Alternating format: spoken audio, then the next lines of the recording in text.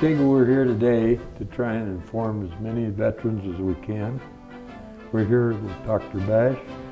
I am Skip Burns. I'm going to ask him as many questions as I can. I'm a veteran myself, and I have so many people ask me, where do you find the information?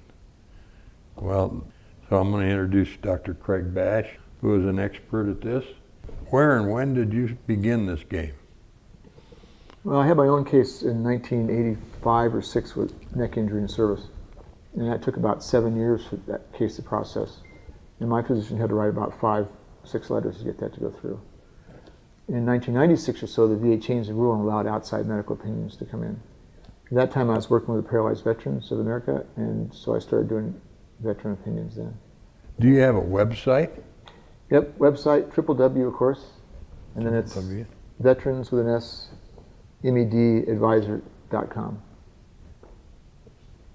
And can anybody just call you? They can try and call me, but there's about 26 million veterans out there sometimes trying to get me. So oftentimes it's better to text me or send me an email. And I try and make a little phone call schedule and call them back the next day or two. You do all of this. Do you do Social Security also? Yes, I do. It's a different type of rules, and the benefits aren't as extensive as the veterans, but I can help with that also. And you testify? Yeah, I do veteran medical opinions for the VA court and for the regional offices and for these guys called DROs, which are decision review officers.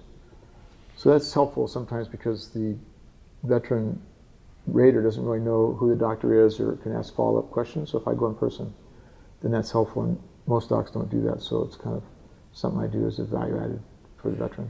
Do you travel to see veterans? Yes, I can travel. You know, I have my own disability. I'm in a wheelchair, so it's hard, but in certain cases I can make my way out to places and do hearings and testify. I understand now that there are ways that are available, like on your telephone. Yeah, there's call that FaceTime? Yeah, FaceTime. Yeah. Yeah. Skip tells. Yeah, it's a good question about FaceTime.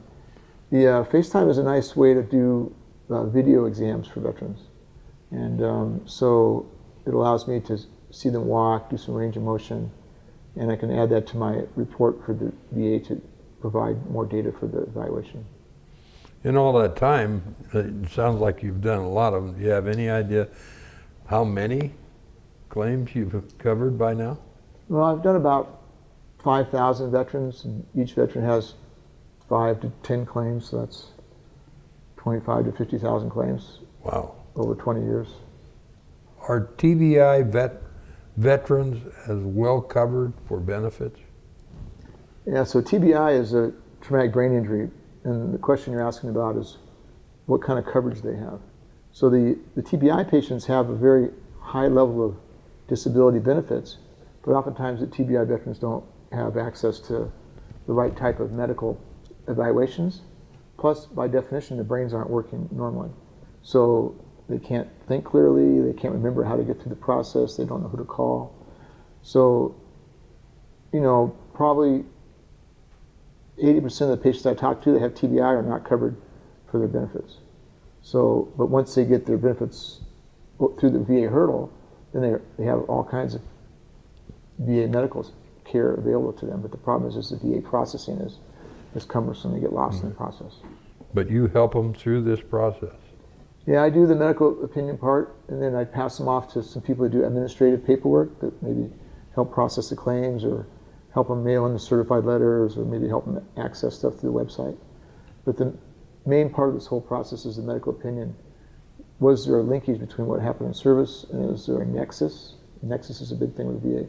A nexus between what happened in service and what they have now. And that's the medical part that I do. And for a lot of that, oftentimes I end up doing extra testing. I might do an MRI scan of the brain. And oftentimes the VA doesn't want to do that or doesn't have the time to do those tests. So if I order those tests, then it's a big asset to the veteran.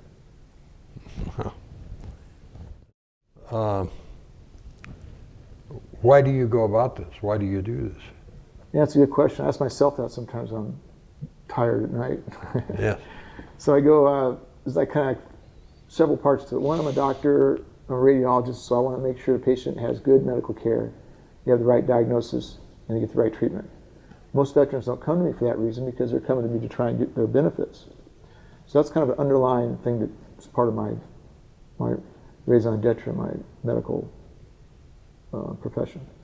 The second reason is I had my own disability problem that I had to go through the VA for. It took 7 years, and so I know what it feels like for the veteran to be, run over by the VA system. The VA has thousands of lawyers and they have thousands of doctors, and the process is bewildering to them.